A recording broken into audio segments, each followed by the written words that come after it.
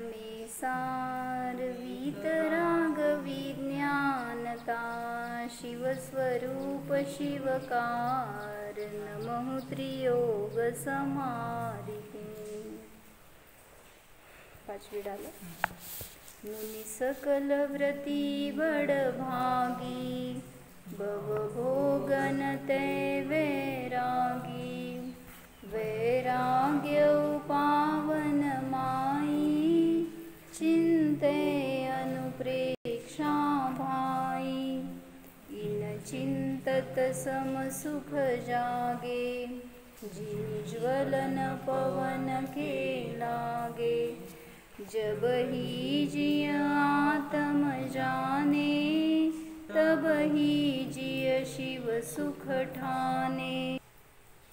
जोवन गृह गोधन नारी हय गय जन आज्ञाकारी इंद्रिय भोग छिन थाई सुरधनु चपला चपलाई सुर असुर खगाधिप जेते मृग जो हरि काल दलेते मणिमंत्र तंत्र बहु होई मरते न बचावे कोई चहुगति दुख जीव भरे है परिवर्तन पंच करे है सब विधि संसार सारा या में सुख नाही लगारा शुभ शुभ कर्म फल जेते पारस भोगे जिय कहिते ते सुतदारा होयन सीरी सब स्वार्थ के है भीरी जल पय जो जियतन मेला पै भिन्न भिन्न नहीं भेला तो प्रगट जुदे धन धामा क्यों वैक मिली सुतरामा। अन्यत्व भावना चालू होती तर त्याच्यामध्ये काय सांगायला लागले अन्यत्वाचं स्वरूप। अन्यत्व भावना म्हणजे सगळ्यापासून मी भिन्न आहे। दोन निगेटिव्ह सांगितलं ना, एक एकत्व भावना आणि अन्यत्व भावनामध्ये एक निगेटिव्ह आहे आणि एक पॉझिटिव्ह आहे। एकत्व भावना सांगते मी एकटा आहे आणि अन्यत्व भावना सांगते पर माझं नाही किंवा मी पराचा नाही। असं एक अस्थिरूप आहे एक नास्तिरूप आहे भावना। ऐकू येतंय?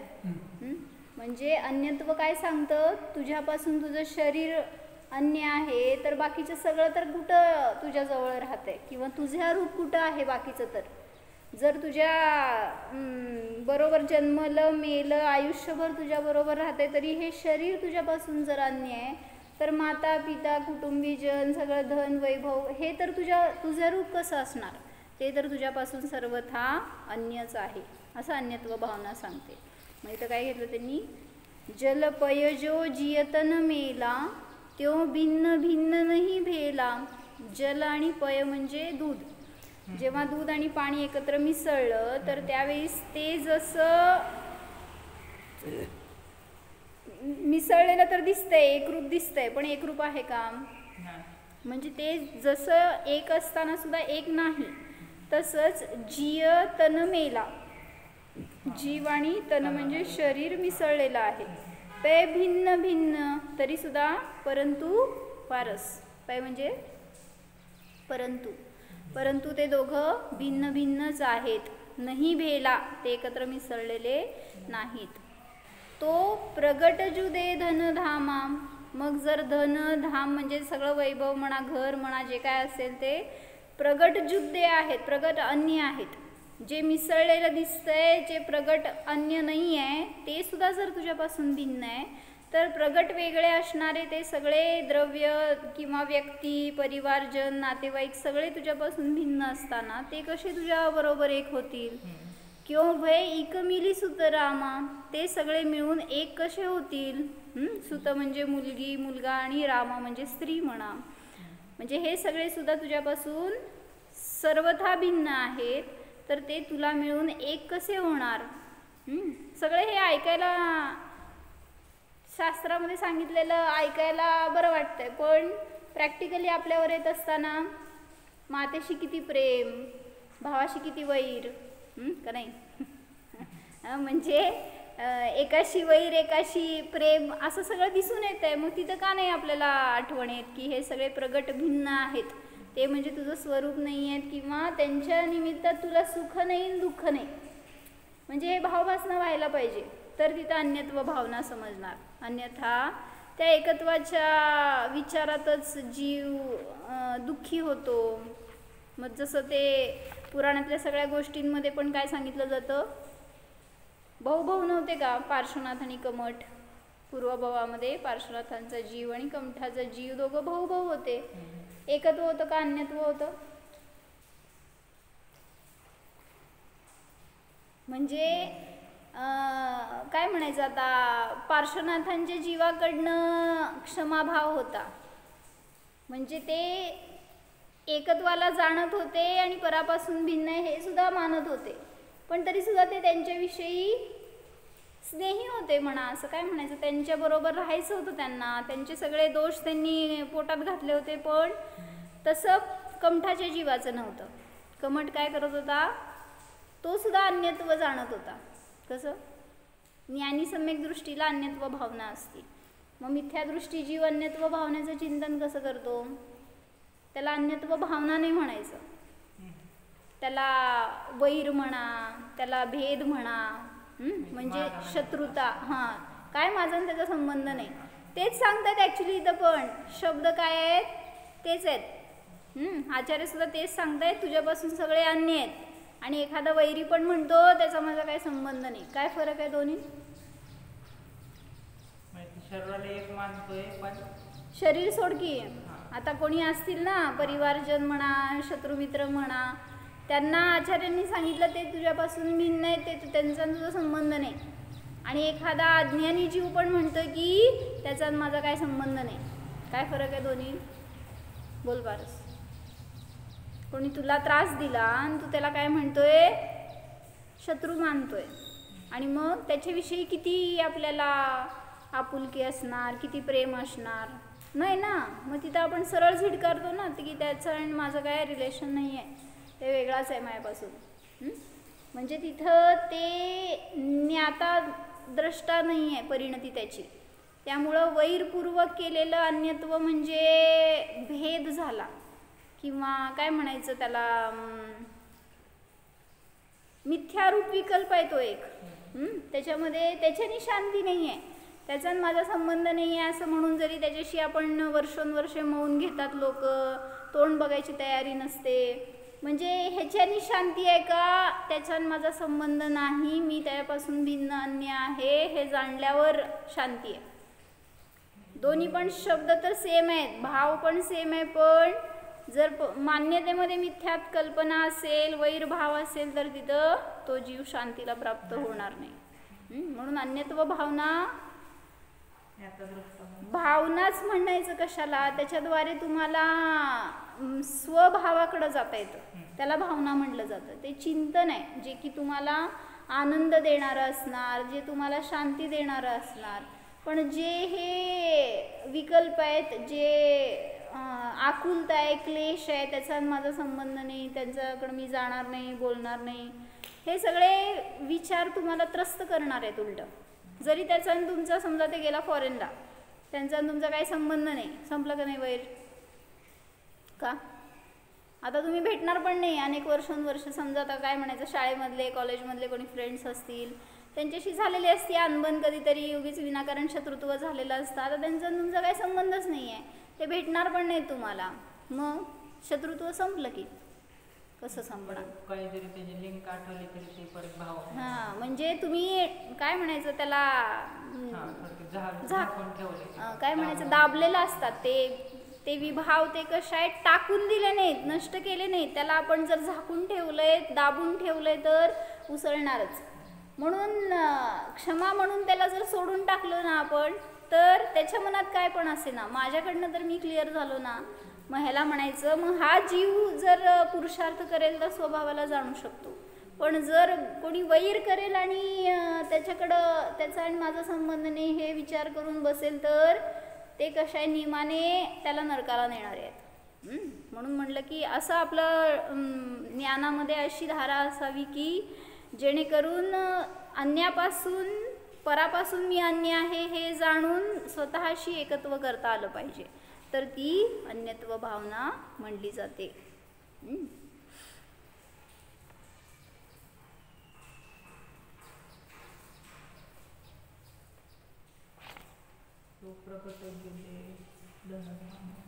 सांगितलं की धन धामा म्हणजे घर वगैरे हे सगळे प्रगट जुदे आहेत. म्हणजे दिसतंय ना तुम्हाला प्रगट वेगळं वेगळं आहे. तुमचं जीवन त्यांचं जीव काय एकमेक नाही आहे. तुमच्या बरोबर घर आलं का आत्ता इथं आलंय ना घेऊन, मग विचारातून घेऊन येतो की मग तिथं ज्ञानातून असेल पण प्रगट वेगळे वेगळे आहेत हे दिसतंय, तर त्याला तुम्ही माझं म्हणता तर हे कसं योग्य आहे.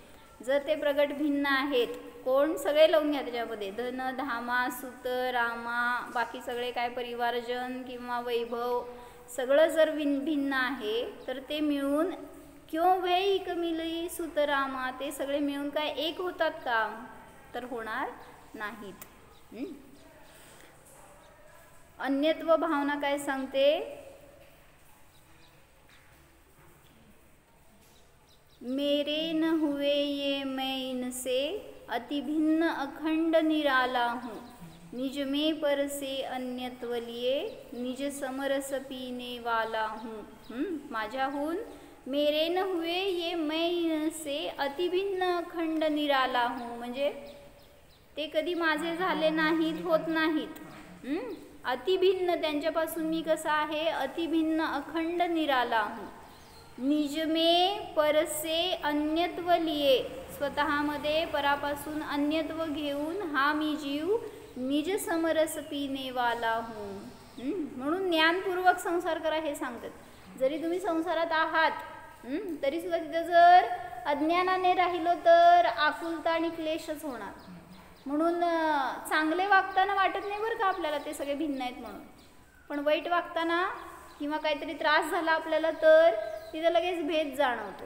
मग तेच सांगतात आचार्य, तुम्ही ज्ञानपूर्वक बघत नाही ना, मोहाने बघता, म्हणून तुम्हाला अन्यत्व भावनेचं चिंतन होत नाही.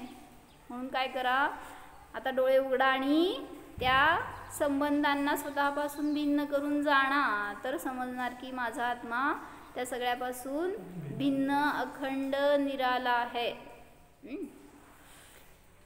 अपरिचित आत्म्याला भिन्न करण्यासाठी, परिचित संबंधापासून स्वतःला भिन्न करण्यासाठी एकत्व भावनेमध्ये अस्थिरूप विषय दाखवला आणि या अन्यत्व भावनेमध्ये पराला पृथक करून नास्तिरूप विषय दाखवला की परामध्ये मी नाही, माझ्यामध्ये पर नाही, किंवा माझा पराशी संबंध नाही, पराचा माझ्याशी संबंध नाही. त्या याच्यातली एक भावना आहे. मंगतरायजींनी काय सांगितलं बघू 12 भावनेच्या याच्यामध्ये.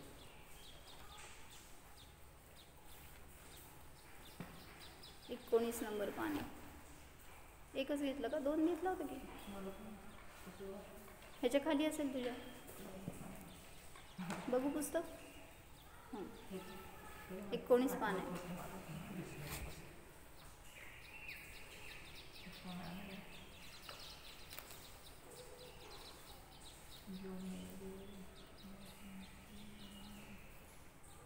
कुठे आहे अन्यत्व भावना ना,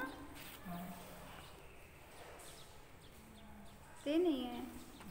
मोहरूप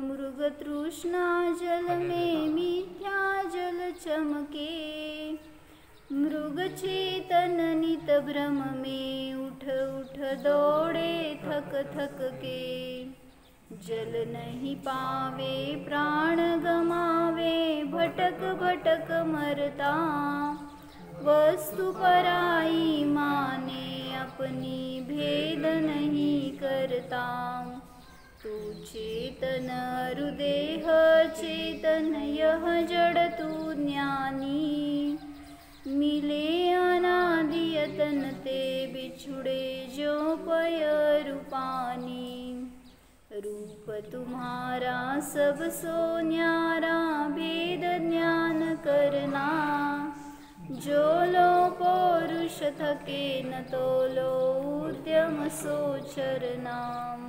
काय सांगितलं? मोह रूप मृग तृष्णा जल में, मिथ्या जल चमके. म्हणजे काय? मृगजळ असतं ना, काय करतं ते? हां, म्हणजे पाणी आहे असं वाटतंय पण पाणी नाही आहे. मृगजळ का म्हणायचं त्याला? मृग म्हणजे हरिण असतं आणि ते हरिण, हां बरोबर, हरिणालाच होतं, आपल्याला नाही होत. हां, मग त्याला नाव दिलं मृगजळ. होय, तुम्ही नाही करत.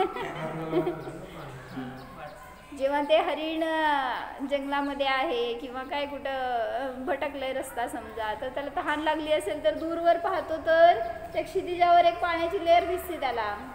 त्यामुळं तो ते पकडायला, प्यायला, तहान लागल्यावर शोधायला जातो पळत पळत. पण ते क्षितिज कुठं मिळतंय आपल्याला? बघितलं का कधी क्षितिजावर जाऊन? टेकलंय तिथं, त्याला जाऊन बघून यायचं तिथं असतंय. तर ते कधी कोणाच्या हाताला लागत नाही. मग तसं म्हटलं की जसं ती मृगतृष्णामध्ये जल नाही, मिथ्या जल चमके, म्हणजे खोटं जल आहे जे चमकतंय असं वाटतंय.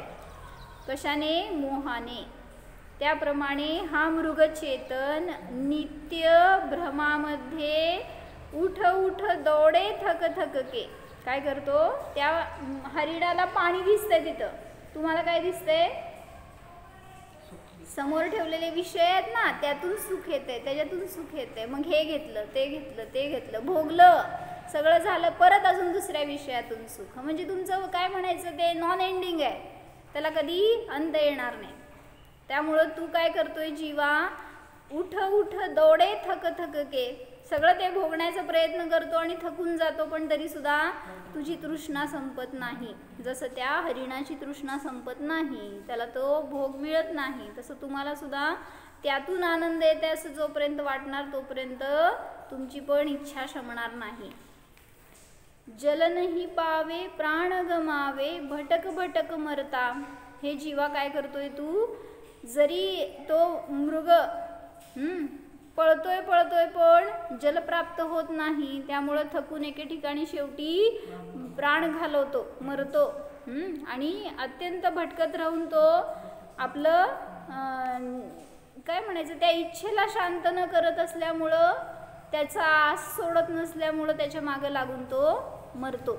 पण तरीसुद्धा त्याची काय तृष्णा शांत झाली नाही आणि त्याला पाणी मिळालं नाही. तसं सांगितलं काय? वस्तू पराये माने अपनी, भेद नाही करता. दुसऱ्याची वस्तू, दुसऱ्याची नाही, माझीच असेल पण ती परवस्तू आहे, त्याला माझी मानतो आणि त्याच्यामध्ये भेद जाणत नाही. जरी ती माझी आहे. पैसे कोणाच्या खिशात? तुमच्या आहेत का नाही? घरी येताना सगळं त्याग करून येता का? पैसे पिशे खिशात पैसे आहेत की नाही मामा? आहेत. कोणाचे आहेत? माझेच आहेत, माझ्याकडे आहे म्हटल्यावर का लेकाचे आहेत म्हणून सांगणार? मग तिथं जसं ती वस्तू माझी म्हणतो, त्याच्यामध्ये भेद जाणत नाही. ते भिन्न आहे, मी भिन्न आहे असं जाणत नाही. तुमच्या हातात आल्यावर जोपर्यंत त्या बॉसच्या हातात तोपर्यंत त्याचे, तुमच्या हातात आल्यावर तुमचे, तुमच्याहून पुढाच्या हातात गेल्यावर पण ते माझेच म्हणता तुम्ही. मी दिले. दुसऱ्याच्या हातात असताना माझ्याकडे येईपर्यंत ते पराचे, पण माझ्याकडून पुढं गेले तर मीच दिलेले पैसे आहेत म्हणून तर त्यांनी घर बांधलं. म्हणजे तिथं अजून माझेपणा कुठं सुटला. मग परवस्तू ही पर असताना सुद्धा त्याच्यात भेद जाणत नाही. असं कोण काल म्हणलं मला, एक जण, एक डॉक्टर होते आहेत आणि त्यांच्याकडं काम करणारे कोणीतरी लेडी होती, एक वयस्कर झाली होती आणि मग नंतर आयुष्यभर त्या लेडीनी त्या डॉक्टरची सेवा केली बरं का. म्हणजे घरातलं सगळं काम करणं, त्यांना मदत करणं, असं सगळं काम त्यांचं केलं आणि होते उपकार त्या डॉक्टरांचे त्यांच्यावर, त्या काय म्हणायचं त्यांना, काम करणारी असं जे होती, असिस्टंट असं नाही, घरातलं सगळं मुलांना सांभाळणं, काय कुठं लागेल ती सगळी मदत त्यांना करत होते ते. मग ते त्यांचं म्हणले की स्थिती अशी होती त्या बाईची की तिला कुठं काय खायला प्यायला मिळत नव्हतं म्हणून ती भीक मागत होती पहिल्यांदा आधी. आणि सगळ्या गल्ले गल्लेमध्ये फिरणार, कुठं पण कोपऱ्यावर बसणार. मग तिची दया करून ह्या डॉक्टरनी त्यांना हायर केलं, आपल्याकडं सांगितलं की आमच्या घरी राहावा. त्या डॉक्टरना जावं लागायचं क्लिनिकला, तर त्यांचे 2 मुलं होते, त्यांच्याजवळ राहावा, त्यांचं सगळं बघा. मग त्यांचं खाऊ पिऊ घालणं राहणं त्यांचं सगळं त्या बाईचं या डॉक्टरांनी केलं. म्हटल्यावर कोण कोणाचं केलं सांग? ती जी दासी दासी काय म्हणायचं एखादा नोकराणी म्हण, तर ती नोकराणीनी डॉक्टरची सेवा केली का डॉक्टरनी तिची केली? तिने पण केलं नाही का? मग आयुष्यभर जे काय पडेल ते सगळं काम केलं त्यांचं. आणि मग त्यांना म्हणले शेवटी काहीतरी त्रास होत होता, काय चालायलाच बंद झालं, वय वर्ष 80-85 असं होतं. आणि मग चालणं फिरणं बंद झालं म्हटल्यावर एके ठिकाणी पडून होते, तर पाय झाले ना म्हटल्यावर त्यांचं एक्सरे केल्यावर कळलं की ते कुठंतरी फ्रॅक्चर झालेलं. आणि मग त्यामुळे त्यांना चालणं फिरणं सगळं बंद झालं. मग त्या डॉक्टरांनी मला सांगताना कसं सांगितलं, म्हणले त्या स्त्रीची मी सेवा केली, म्हणले तिचं मरण मी करवलं, म्हणजे साधलं इन द सेन्स असं की तिचं सगळं मी केलं, मी बघितलं. मला असं त्यात कळे ना की ती बिचारीला विचारलं असतं ना तर ती असं कधी म्हणायची नसती की मी त्यांचं घर चालवले.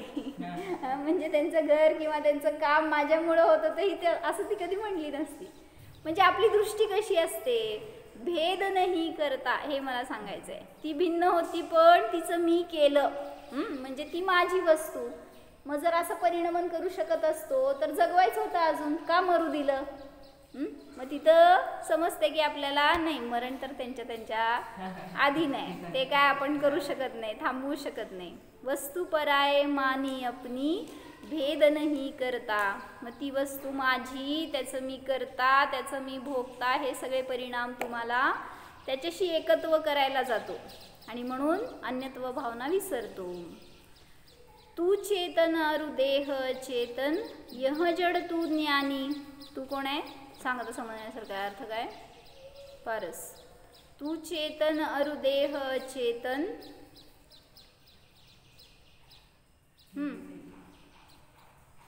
तू चेतन आहे, नाव नाही आहे ते. चेतन म्हणजे जीव आहेस, जिवंत आहेस ना, नाही? तू चेतन अरु देह चेतन, यह जड तू ज्ञानी. देह कसा आहे? अचेतन आहे, चेतनारहित जीवरहित आहे. यह जड तू ज्ञानी, हे शरीर जड आहे आणि तू ज्ञानी आहेस. मग शरीराला अज्ञानी म्हणायचं का जड म्हणायचं? कसं? फक्त अज्ञानी आणि चेतनात्मक. हां, तर अज्ञानी म्हणत असताना केवली भगवान ज्ञानी आणि मी अज्ञानी, बरोबर आहे का चुकीचं आहे? हो म्हणलास तर बघ. काय मी ज्ञानी आहे का अज्ञानी आहे? प्रश्न पडला का काय? म्हणजे अपेक्षा आहे शेवटी, केवलींच्या समोर सगळे अज्ञानी आहेत, त्यामुळं केवली ज्ञानी आहेत आणि मी अज्ञानी आहे ही अपेक्षा वेगळी. आणि जीव ज्ञानी आहे आणि हे जड अज्ञानी आहे हे म्हणत असताना अपेक्षा वेगळी. अज्ञानी म्हणताना ज्ञानाने सर्वथा शून्य आहे ते जड आहे, त्याला अज्ञानी म्हटलं. आणि मी अज्ञानी म्हणताना मायामध्ये ज्ञान तर आहे पण पूर्ण ज्ञान नाही आहे, त्या अपेक्षेने त्याला अज्ञानी म्हटलं. म्हणजे त्याला शास्त्रामध्ये असे शब्द आहेत, एक ओळख म्हणून सांगते की प्रसज्ज प्रतिषेध म्हणतात त्याला आणि परियुदास प्रतिषेध म्हणतात. काय म्हणलं बिचारा. आणि परियुदास, मग प्रसज्ज म्हणजे सर्वथा निषेध असतो, नाहीच ज्ञान त्याच्यात नाही आहे त्यामुळे ते अज्ञानीच आहे, ही गोष्ट वेगळी. आणि परियुदास प्रतिषेध म्हणजे किंचित निषेध असतो, म्हणजे ज्ञान तर आहे पण पूर्ण नाही आहे त्यामुळे त्याला अज्ञानी म्हणलं. त्यामुळे त्याला म्हणायचं काय? परियुदास. नवीन शास्त्र शिकलो म्हणून सांगायला. मिले अनादि यतन ते बिछुडे, ज्यो पय रूपानी. अनादीपासून 20 पानावर आहे. अनादी काळापासून जीव आणि शरीर मिसळलेले आहेत. मिले अनादिसे, अनादीपासून मिसळलेले आहेत. आणि यतन ते बिछुडे म्हणजे काय म्हणायचं, खूप प्रयत्न करून त्याच्यापासून भिन्न होता येणार आहे. कशाचे प्रयत्न करायचं, काय म्हणायचं, घेऊन ठोकायचं काहीतरी आणि त्या शरीराला वेगळं करायचं जीवापासून. कसं? तलवारीने काढून टाकायचं बाजूला किंवा कशाने वेगळं करायचं जीवाला शरीरापासून? विष खाऊन पिल्यावर मेल्यावर जीवन शरीर वेगळं होते का नाही? होते. कुठं? नाही नाही, विष खाऊन मी या शरीराला वेगळं करण्याचा प्रयत्न केला, झालो का नाही वेगळं? नाही भैया, इथून सुटला तर दुसऱ्या शरीरात गेला का नाही? मग शरीराचा आणि जीवाचा वियोग कुठं झाला? म्हणून म्हणतात त्यांनी मिले अनादि ते यतन ते बिछुडे. मग त्या अनादीपासून त्या शरीराचा संयोग झालाय, त्याला जर भिन्न करायचं तर कसं केलं जाणार? कधी होणार सांगा? शरीराचा आणि जीवाचा भेद कधी होणार? जेव्हा 8 कर्मांनी रहित होणार ना, तेव्हाच तिथं त्यांना त्या शरीरापासून मुक्ती मिळणार. अन्यथा एका शरीरातून दुसऱ्या शरीरात जातोय, दुसऱ्या शरीरातून तिसऱ्या शरीरात जातोय, म्हणजे ही परंपरा न संपणारी आहे. मग ह्याच्यामध्येच त्यांनी घेतलंय ना एका ठिकाणी. काय केलं मी आजपर्यंत? बरं, हे 2 ओळी घेऊन मग सांगते. रूप तुम्हारा, त्याचं खालचं राहील ना, जो पय रूपानी, ज्याप्रमाणे पय म्हणजे दूध आणि पाणी, मिले अनादि यतन ते बिछुडे, जसं शरीर आणि जीव अनादीपासून मिसळलेले आहेत, त्यांना यत्नपूर्वक वेगळं करावं लागतं. तसं दूध आणि पाणी मिसळलेलं असताना कसं वेगळं करायचं सांग? होतं रे, आठवायचं की त्याला. पाणी निघून जात आहे, किंवा मग नेऊन ठेवायचं कुठं? त्या हंसाच्या समोर. ते हंस दूध पिऊन टाकतं, तुम्हाला पाणी देते. पाणी मिळेल, पण वेगळं झालं का नाही? आम्हाला वेगळं करायचं होतं. तर म्हणायचं हंसाच्या चोचीमध्ये एक विशिष्ट केमिकल आहे की जे त्यांनी दूध आणि पाणी तुम्ही जर मिक्स करून ठेवलं असेल ना, त्यातनं दूधच वेगळं काढून पिऊ शकते. तसं तुम्ही चोच घालू नका, म्हणजे तुम्ही प्रयत्न करू नका प्यायचं, आपल्याला ते येणार नाही. तर असं त्या दूध आणि पाण्याला वेगळं करणं सुद्धा यत्नपूर्वक केलं जाईल. तसं जीव आणि शरीराला सुद्धा भिन्न करायचं तर प्रयत्न करावा लागेल. रूप तुम्हारा सबसो न्यारा, भेद ज्ञान करना. कर ट्रान्सलेट. महिने रूप तुम्हारा सबसे न्यारा, जी आपली रूप आहे म्हणा, ते सगळ्यांपासून रूप म्हणजे स्वभाव. जीवाचा स्वभाव आहे तो कसा आहे? सबसो न्यारा, सगळ्यापासून भिन्न आहे. सगळ्यापासून म्हणजे सगळे साही द्रव्यांमध्ये तुझा स्वभाव वेगळा आहे. रूप तुम्हारा सबसो न्यारा, भेद ज्ञान करना. त्यामुळे तू सगळ्या द्रव्यापासून स्वतःला भिन्न जाण, तर तिथं भेद ज्ञान होणार. जोलो पौरुष थके न तोलो, उद्यम सो चरना. काय म्हटलं? जोपर्यंत तू पुरुषार्थ करत थकत नाही, किंवा काय म्हणायचं, तुझ्या पुरुषार्थाला फळ मिळत नाही, तोपर्यंत हे जीवा उद्यम सो चरना. काय कर? उद्यम म्हणजे प्रयत्न. काय म्हणायचं? धडपड, एक चिकाटी, एक काय म्हणायचं त्याला, प्रयत्न म्हण. तर उद्यम सो चरना, हे जीवा काय कर? काय पण आटापिटा कर, काय पण वरचं खाली खालचं वर कर, सगळ्या रीतीने प्रयत्न कर. आणि जोपर्यंत पौरुष थकत नाही, पुरुषार्थ थकणार नाही तुझा, तोपर्यंत उद्यम करत राहा. कशाचा? पैसे मिळवण्याचा. काय म्हणायचं ते, लोक जॉब करते, जॉब करेपर्यंत पैसा हातात येत असतो की. आता अनेक जण रिटायर होतात तुम्ही पण काय करणार सर रिटायर झाल्यावर? बरं, पुढं येते की पैसा हातात येत आहे, जीवन चालू आहे, काय सोपाशी मरणार नाही आपण, पण काय करणार? एकांचं असं मला कळालं की ते आर्मीमध्ये होते आणि रिटायर झाले. किती आफ्टर 60 रिटायर करतात ना? तर ते रिटायर झाले आणि आता घरात होते. म्हटलं काय करता? म्हटलं त्याच्यानंतर 6 वर्ष मी रिलायन्समध्ये जॉब केला. काय आता मला म्हणायचं माणूस शांत बसणार आहे का नाही? नाही, काय ना काय. आता एक जण आहे तिथं, ते पण त्यांचं पण जॉब झालंय, रिटायरमेंट आली, झालंय, रिटायर झाले, आता घरात आहे, तर काय ना काय उपद्व्याप करत राहणार. कुठून तरी काय घरामध्ये ऑनलाईन शॉपिंग करायला मिळते का, म्हणजे विकायला काय म्हणायचं, ट्रेडिंग करायला मिळते का, असं सगळ्यातनं खटपट करून शांत बसणारा नाही आहे जीव. काय करणार? धर्म कधी करणार मग तुम्ही लोक? कसं वेळ घालवणार? त्याला कधी वेळ देणार? जितका वेळ देईल तितकं कमी आहे, जिनवाणी इतकी महान आहे. म्हणून म्हणलं ह्याच्यासाठी वेळ द्या. ते काय करतात विचार की. मामा काय करता? पैसे कमवता का? नाही ना. मग समाधान आहे का नाही आहे? जगू शकतो, पुण्यावर जगतो, जीव पैशावर जगत नसतो. त्यामुळं असेल पुण्य तर मिळणार आहे, दारात येऊन पडणार आहे तुमच्या. पण आपण काय करतोय बाबा? नाही, मिळवल्याशिवाय कसं चालणार? मिळालेलं आहे ते भोगायला पण तुम्हाला आयुष्य नसते पुरत बरं का. पण तरी सुद्धा अजून पुढच्या पिढीला, त्याच्या पुढच्या पिढीला पुरावं, असले भाव आपले. त्यामुळं म्हणलं की तू पुरुषार्थ कर जीवा, पण कुठं बाहेर नाही. जोपर्यंत तुझी शक्ती संपत नाही, जोपर्यंत तुझं काय म्हणायचं, तू थकून पडत नाही तोपर्यंत काय कर, किंवा वेगळं होत नाही तोपर्यंत, जीव आणि शरीर जोपर्यंत सर्वथा भिन्न होत नाही तोपर्यंत काय कर, तेवढंच पुरुषार्थ आहे, तोच खरा पुरुषार्थ आहे. म्हणून तू काय कर, भेदविज्ञान कर आणि स्वतःला जाण, तर तिथं तुला अन्यत्व भावना समजणार. त्यांनी पण एक छान घेतलंय रत्नकरण श्रावकाचारमध्ये. अन्यत्व भावनेचं वर्णन करताना सांगतात की या भावनेच्या स्वरूपाचा विचार करताना मनुष्याने असा विचार करावा. तुम्ही काय विचार करायला पाहिजे हे सांगायला लागले.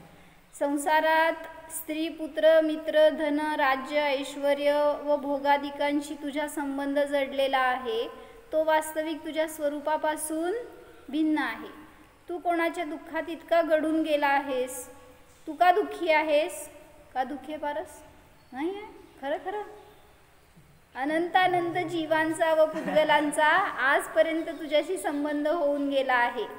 तो विसरून अज्ञानी तू या ठिकाणी स्त्री पुत्रादिकांच्या संयोग वियोगाचा व त्यांच्या सुखदुःखाचाच रात्रंदिवस विचार करीत आहेस. काय, मला माझ्या मुलांना सुखी करायचं आहे, माझ्या आईवडिलांना सुखी करायचं आहे. किती जणांशी संबंध झाला आहे आजपर्यंत तुझ्या जीवनामध्ये, या जगामध्ये? अनंतांचा. आणि मग त्या अनंतांना कधी सुखी करू शकलाय तू? मग तेव्हा नाही करू शकला, आता काय करणार आहेस हे सांगायला लागले. स्वतः जवळ येऊन ठेपलेल्या स्वतःच्या मरणाचा अथवा स्वतःला नरतिर्यंच्या गतीत ज्यामुळे उत्पन्न व्हावे लागेल त्याचा मुळीच विचार करीत नाहीस. तुला नरकादी दुर्गतींमध्ये का जावं लागतंय? का जातो जीव अशा दुर्गतीमध्ये? हेच आहे ना, मोहच कारण आहे. दुसऱ्याशी जितकं एकत्व करणार तितकं आकुलता होणार, दुःख होणार. प्रत्येक समयाला तुझे आयुष्य कमी होत आहे. कोणाचे? माझे. शरीराचे नाही, माझे. या जन्मात जर तू आपले हित पाहिले नाहीस, पाप परान्मुख झाला नाहीस व कुगतीला पोचवणाऱ्या राग, द्वेष, मोह आदी विकारापासून आत्म्याला सोडवले नाहीस, तर पुढे नरकतिर्यंच्या गतीमध्ये पराधीन होऊन राहावे लागेल.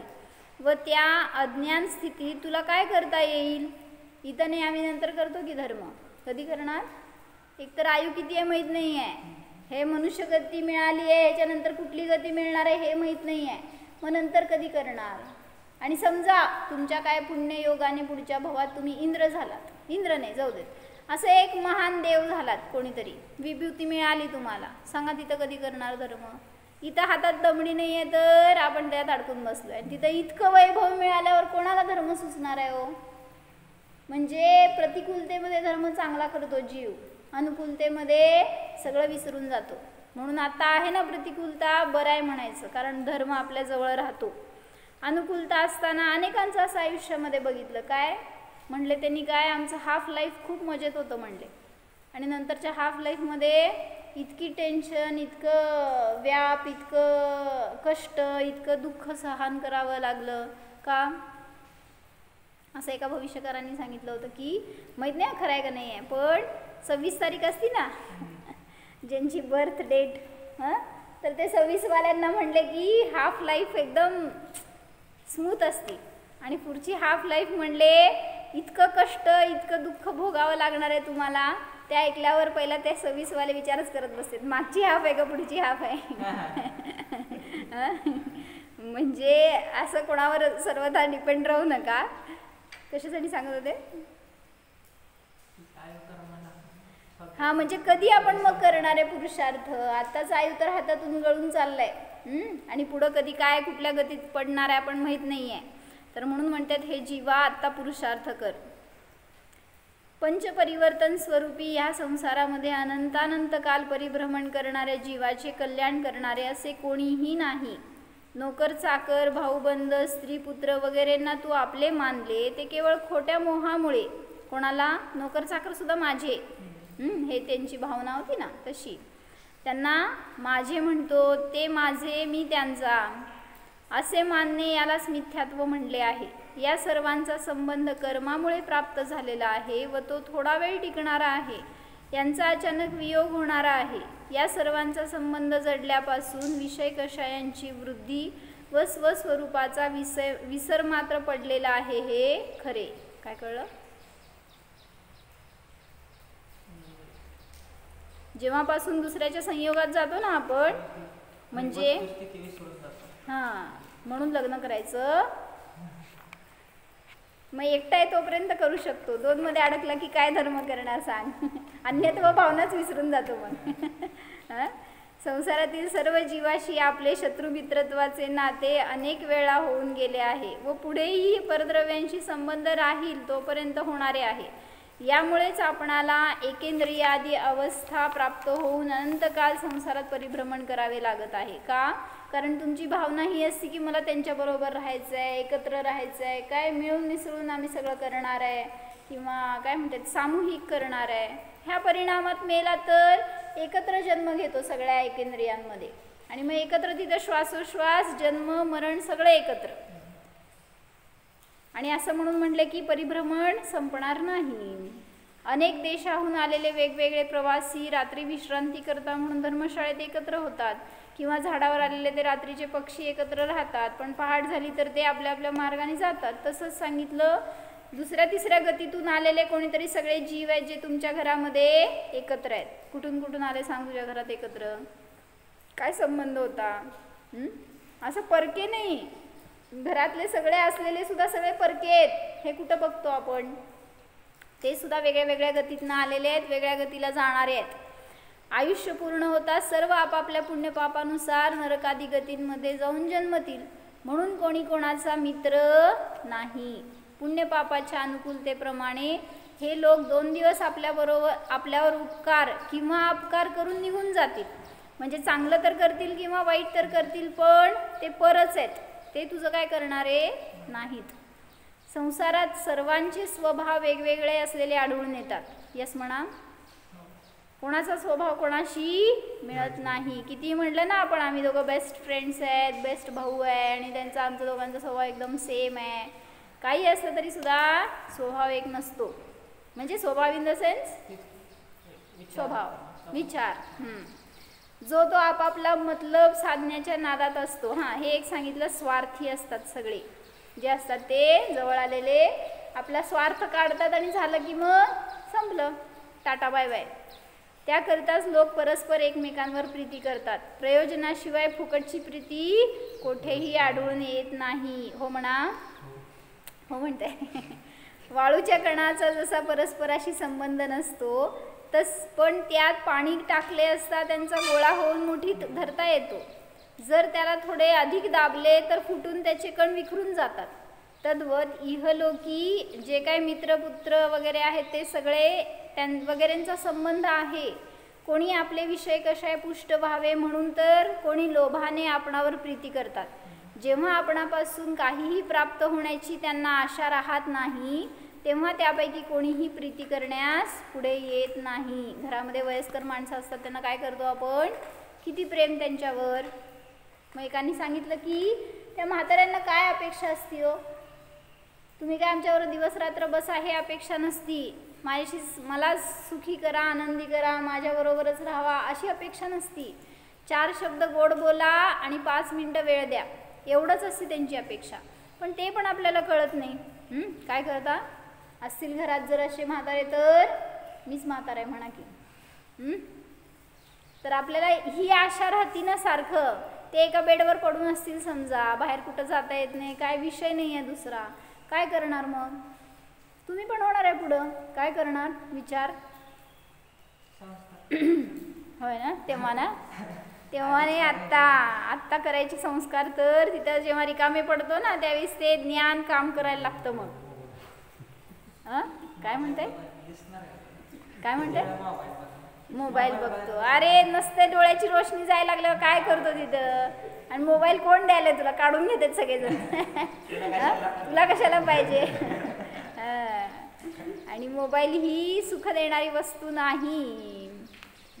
जेव्हा आपणापासून काही प्राप्त होत नाही असं वाटलं तर, किंवा प्रयोजन नसतानाही कित्येक ठिकाणी प्रीती केल्याची उदाहरणे दिसून येतात. पण तीही लोक लज्जेमुळे, अभिमानामुळे अथवा काही प्रयोजन सिद्ध व्हायचे असेल ह्या हेतूने घडलेली असतात. दुसरी एक भीती त्याच्या मनात अशी उत्पन्न होते की याने माझ्यावर पूर्वी फार उपकार केले आहेत, ते जर मी आता विसरलो तर जगात माझी छितू होईल, लोक मला कृतज्ञ म्हणतील. यामुळेच मनात नसताना पण प्रीती कधी कधी निष्कारण घडून येते. म्हणजे तुम्ही काय म्हणायचं, फॉर्मॅलिटी म्हणून जवळ जाता कोणाच्या आणि तिथं ते रिलेशन निभावता, तर ते सुद्धा तुम्हाला वाटते की ते माझ्याशी खूप चांगलं राहतात, चांगला संबंध आहे, पण गैरसमज असतो तो. विषय कशायांच्या संबंधाशिवाय प्रीती होणे शक्यच नाही. माझं काहीतरी कार्य साधलं जाणार आहे म्हणून मी त्याच्याजवळ जातो, अन्यथा नाही. जेथे आपला अभिमान शेवटास जाण्याचा प्रसंग येईल, जेथे द्रव्यप्राप्ती होण्याचा संभव असेल, जेथे विषय उपभोग घेण्यास सापडत असेल, जेथे आपला मोठा आदर सत्कार होत असेल, कीर्ती होण्याचा संभव असेल, एखाद्याला नाराज केल्यापासून काही संकट उद्भवणार असेल, अशाच ठिकाणी आपण प्रीती करतो. कुठं कुठं सांग, पोलीस असेल आणि तुम्ही काहीतरी केलंय किंवा काय केलं नाही आहे पण अडकलाय, काय करता हो, द्वेष करता का प्रेम करता, गोड बोलता का बोलता. भांडलं तर तिथं लॉकरमध्येच ठेवता त्यांनी काय कारण नसताना पण. असं तुम्ही तुमच्या पर्पजसाठी म्हणून त्यांच्याशी गोड बोलताय, रिलेशन करताय, तर ते योग्य नाही. विषय कशायांचा दाब असल्याशिवाय प्रीतीचा संबंध होतच नाही. सर्व पदार्थ परस्पराहून भिन्न आहेत. आई देखील आपल्या मुलाचे पोषण करते, ती वृद्धापकाळी संकटकाळी हा आपला आधार होईल, आपणास दुःख होऊ देणार नाही असा हेतू धरूनच करते. मुलगा आईला सांभाळतो, यात तरी असाच हेतू आहे. जर मी माझ्या आईची सेवा चाकरी करून तिचा सांभाळ केला नाही तर जग मला कृतज्ञ म्हणेल, माझी चार शिष्ट लोकात मान्यता राहणार नाही. कसं कसं काय विचार असतात लोकांचे मागं. हा अभिमान मुलाच्या मनात उत्पन्न होतो, म्हणून तो आपल्या मातेचे पोषण करतो. एरवी निव्वळ निष्काम बुद्धीने कोणी कोणावर प्रीती करत नाही. सदैव उपकार, दान, सन्मान करीत राहिल्याने वैरी देखील आपला मित्र बनतो व लाडक्या मुलाला चुकीच्या मार्गाने न जाण्याचा, दुर्व्यसनापासून परान्मुख करण्याचा प्रयत्न केला तर तो कट्टर शत्रू बनतो. काय, गोड बोललं तर शत्रू पण मित्र होतो, आणि मित्र असेल त्याला टोकलं, त्याच्या व्यसनापासून तोडलं तर तो पण शत्रू बनतो. यावरून कोणी कोणाचा मित्र व शत्रू नाही. काय झालं, विभीषण कोणा होता, रावणाचा भाऊ होता, पण नंतर तोच त्याच्या मरणाचं कारण ठरला.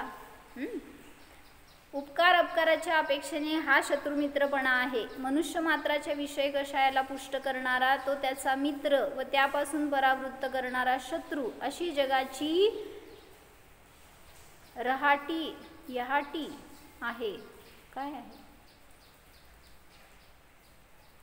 म्हणून इतरांविषयी रागद्वेष उत्पन्न न होईल असा यत्न करीत राहा. खरा मित्र कोण आहे, अतिशय प्रिय असणारी. आता सांगा, स्त्री आणि पुरुष काय म्हणायचं, पती आणि पत्नी एकमेकांशी का संबंधित असतात, काय स्वार्थ आहे तिथं. जाऊ दे, आई मुलाचं सांगितलं, मित्र मित्रांचं सांगितलं, पती पत्नीमध्ये काय असतो स्वार्थ,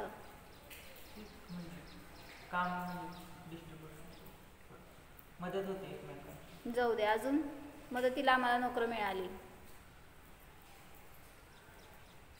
स्वार्थच आहे तिथं. पण काय, ती माझ्या दुःख काळामध्ये मला माझं दुःख कमी करणारी असेल, किंवा स्त्रीला वाटतं की माझ्यासाठी आधार म्हणून हे असतील. म्हणजे एक दोघांना पण स्वार्थच आहे मागं, त्याच्याशिवाय कोण संबंध करत नाही. म्हणून हे बांधव वगैरे जे आहेत ते बांधव नसून कट्टे शत्रू आहेत असे समजा. कारण ते तुम्ही जेव्हा इथं बंधू आहे ते पुढच्या जन्मामध्ये भेटताना नारकी म्हणून भेटतात बरं का.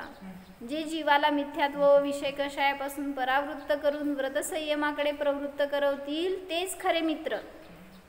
आत्मा स्वभावतः शरीराहून उलट चैतन्यमय आहे. शरीर अचेतन जड आहे. त्या शरीराशी संबंध ठेवणारे पुत्र वगैरे जे काय धनधान्य वगैरे सगळं आहे ते वेगळंच आहे. शरीर अनेक पुद्गल परमाणूंचा समूह आहे. ते परमाणू वेगळे होताच शरीर नाहीसे होईल व आत्मा चैतन्य स्वभावी अखंड अविनाशी राहील. या सर्व परसंबंधात आपले कोणीही नाही असा निश्चय करावा. कर्माच्या उदयाने होणारे रागद्वेष मोहादिक विकार हेही आत्म्याहून भिन्न व विनाशिक आहेत. कोण?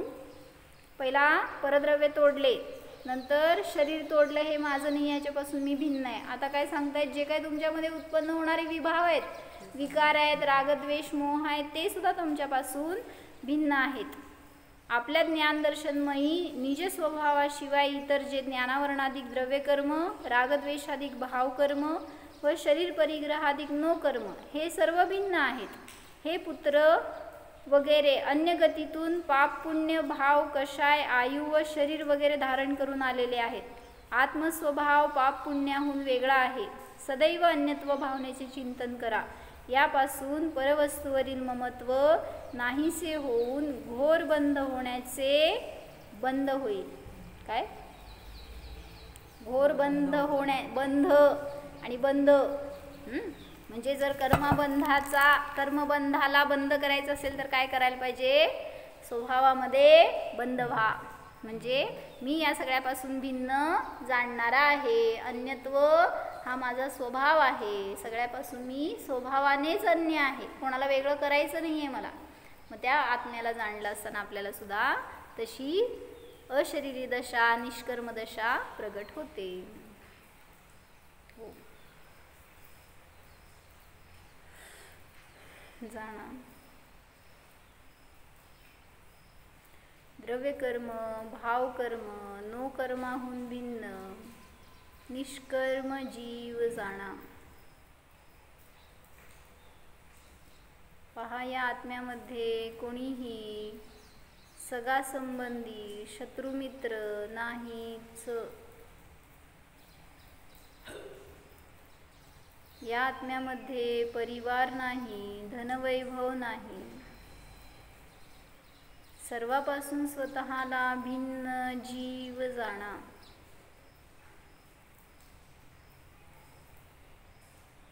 मी शुद्ध चेतनमय जीवच आहे.